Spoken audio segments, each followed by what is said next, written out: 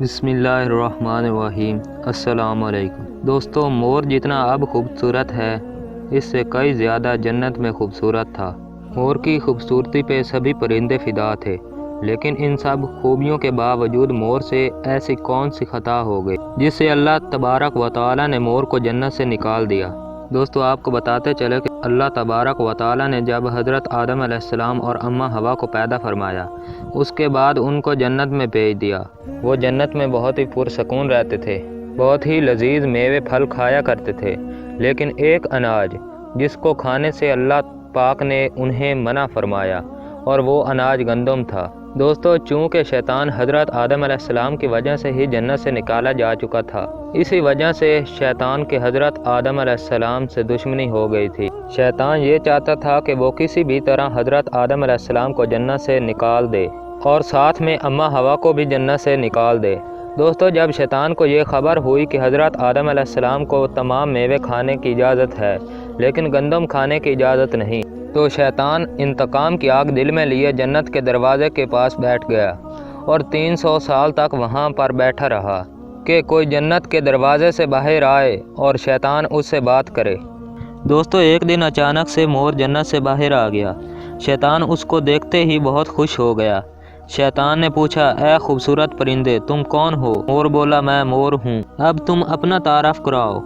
شیطان نے جواب دیا کہ میں علم کروبیہ کا ایک فرشتہ ہوں، میں اللہ پاک کی عبادت سے ایک پل بھی غافل نہیں ہوں، میں چاہتا ہوں کہ میں جنت میں جاؤں، وہاں کی نعمتوں کا اپنی آنکھوں سے مشاہدہ کروں۔ شیطان مور سے کہنے لگا کہ تم مجھے جنت کے اندر لے جاؤ، میں تمہیں 3 ایسی باتیں بتاؤں گا جس سے تمہیں ابدی زندگی حاصل ہو جائے گی، تمہیں بڑھاپا اور بیماری نہیں آئے گی، تم ہمیشہ جنت میں ہی رہو گے۔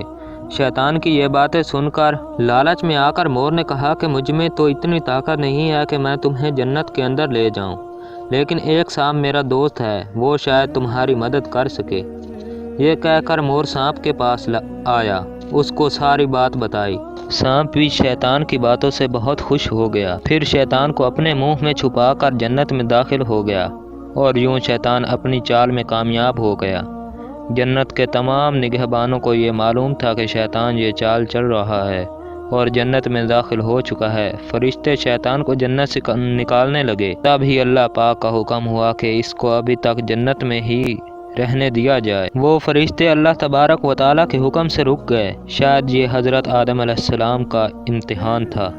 شیطان حضرت آدم علیہ السلام کے پاس اور اماں حوا کے پاس جا کر اپنی محبت کا اظہار کرنے لگا۔ وہ دونوں ہی شیطان کو پہچان نہ سکے، کیونکہ ماضی کے مقابلے میں شیطان کی شکل تبدیل ہو چکی تھی۔ شیطان کہنے لگا، میں چاہتا ہوں کہ آپ دونوں ہمیشہ جنت میں اسی طرح زندگی گزاریں، ہمیشہ خوش رہیں۔ حضرت آدم علیہ السلام اس کی بات غور سے سننے لگے۔ شیطان نے کہا، اگر آپ میری بات مان جائیں تو آپ کو جنت سے اور بھی تمام سہولتیں ملیں گی۔ حضرت آدم علیہ السلام شیطان کے بہکاوے میں آ کر کہنے لگے کہ یہ کس طرح ممکن ہے؟ شیطان کہنے لگا، ایک گندم کا دانہ اگر آپ دونوں چکھ لیں تو آپ کو ابدی حیات حاصل ہو جائے گی اور آپ جنت میں ہی رہیں گے۔ یہ بات سن کر حضرت آدم علیہ السلام کے دل میں رجحان پیدا ہوا، لیکن ان کے دل میں اللہ کی نافرمانی کا خوف غالب آ گیا۔ جبکہ اماں حوا شیطان کی باتوں میں آ گئیں، جس پر اماں حوا نے حضرت آدم علیہ السلام کو راضی کر لیا۔ پھر اس کے بعد ان دونوں نے اس گندم کے دانے کو چکھ لیا۔ جیسے ہی گندم کا دانہ ان کے اندر گیا تو دونوں کی سطر واضح ہو گئی، جس کے بعد دونوں اپنے اپنے سطر چھپانے لگے اور خوف خدا سے کانپنے لگے۔ اسی دوران اللہ تبارک و تعالی نے فرشتوں کو یہ حکم دیا کہ حضرت آدم علیہ السلام اور اماں حوا دونوں کو زمین پر اتار دو۔ حضرت آدم علیہ السلام کو سری لنکا کے قریب نیچے زمین پہ بھیج دیا، جبکہ اماں حوا کو جدہ کے سر زمین پر اتارا گیا۔ جن خوبصورت پیروں سے چل کر مور شیطان کو جنت کے اندر لے آیا تھا، وہی خوبصورت پاؤں اللہ پاک نے مور سے لے لیے۔ سانپ جو اپنے منہ میں شیطان کو چھپا کر لایا تھا، اس کے منہ کی خوبصورت خوشبو کو چھین کر اس میں زہر ڈال دیا گیا۔